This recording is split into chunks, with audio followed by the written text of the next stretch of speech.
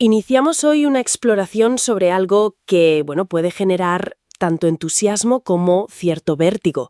Eso de entablar conversación con gente de otros países, sobre todo, claro, cuando estamos aprendiendo su idioma. Es una oportunidad genial para practicar, pero intuyo que hay más detrás, ¿verdad? Así es, ¿eh? No se trata solo de practicar frases hechas. Las fuentes que hemos consultado nos invitan a verlo como una habilidad.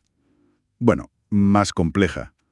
Implica prepararse mentalmente, entender un poco las diferencias culturales y, claro, usar estrategias de comunicación.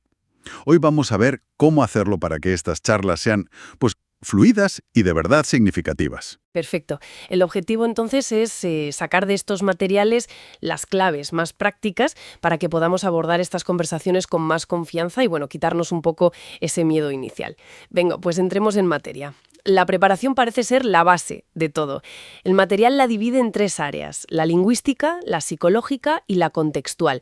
¿Podríamos empezar por la parte lingüística? ¿Qué significa eso en la práctica, según las fuentes? Pues mira, significa construir como un pequeño andamiaje. No hace falta ser bilingüe para empezar, ¿eh? Se trata más bien de memorizar saludos básicos, fórmulas de cortesía. Lo típico. Hola, ¿qué tal? Gracias, perdona. Son, digamos, gestos de respeto. También ayuda a tener algo de vocabulario sobre temas universales, el tiempo, aficiones, viajes, comida, esas cosas. Frases como ¿qué te gusta hacer? Pueden abrir puertas. Y la pronunciación. Bueno, no tiene que ser perfecta, pero sí intentar que se entienda, para evitar malentendidos. Practicar un poco ayuda. Entendido. O sea, tener esa base mínima es un primer paso. Pero luego está el factor miedo, ¿no? El miedo a equivocarse, que las fuentes dicen que es un obstáculo importante.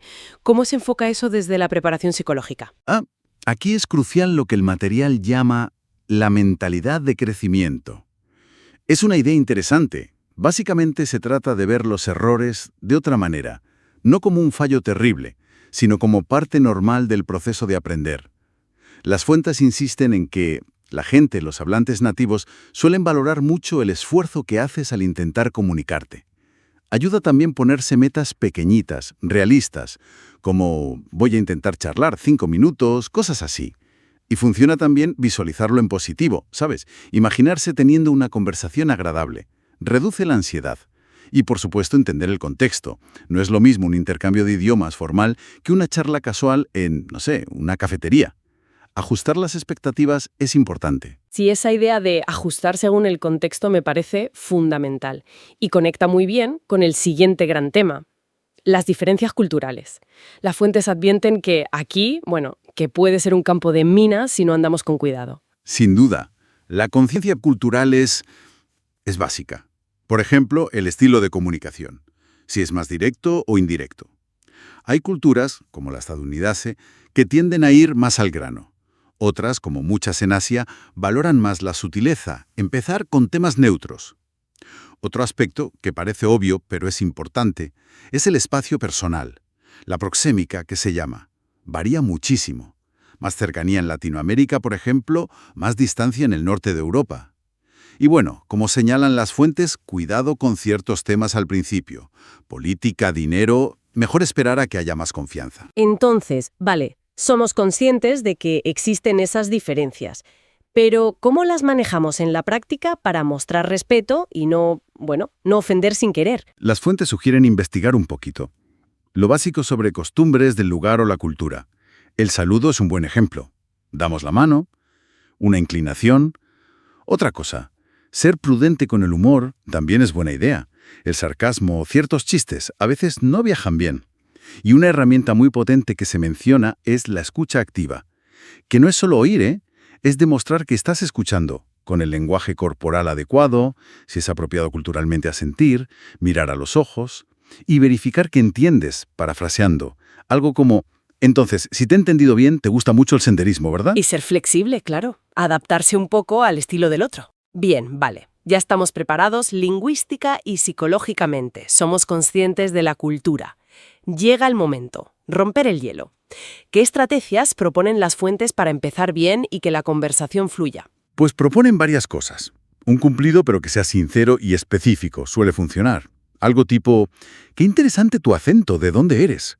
También funciona mucho referirse al entorno que se comparte. Este sitio tiene un ambiente muy agradable, ¿verdad? crea un punto de conexión fácil. Y algo fundamental que recalcan los materiales: usar preguntas abiertas, las que invitan a respuestas más largas que un sí o no. Por ejemplo, ¿qué te trae por aquí? Suele dar más juego que un «estás de vacaciones». Claro, y para mantener la conversación, que no decaiga, las fuentes mencionan el método Ford. ¿Podrías recordarnos qué eres y por qué dicen que es útil? Ford. Sí, Ford. Es un acrónimo. Familia, ocupación, recreo, que son las aficiones, el ocio, y dreams, sueños, aspiraciones. Son temas que se consideran bastante universales, seguros para buscar puntos en común. Pero ojo, no se trata de hacer un interrogatorio, ¿eh? La clave, como insisten las fuentes, es combinarlo con la escucha activa. Si alguien menciona algo, pues preguntar más sobre eso. Ah, has dicho que te gusta esquiar. ¿Y cuál es tu sitio preferido? Ese tipo de cosas. Y equilibrar cuánto hablas y cuánto escuchas. La regla del 70-30 que aparece por ahí. Escuchar un 70% y hablar un 30%. Muy práctico, la verdad.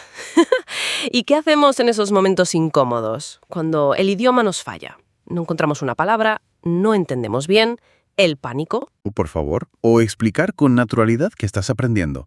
Perdona, estoy aprendiendo español. ¿Podrías explicarlo de otra forma? También simplificar tus propias frases si te atascas. Es una estrategia válida. Y no hay que olvidar la comunicación no verbal. Una sonrisa, un gesto, a veces salvan pequeños bloqueos. De acuerdo.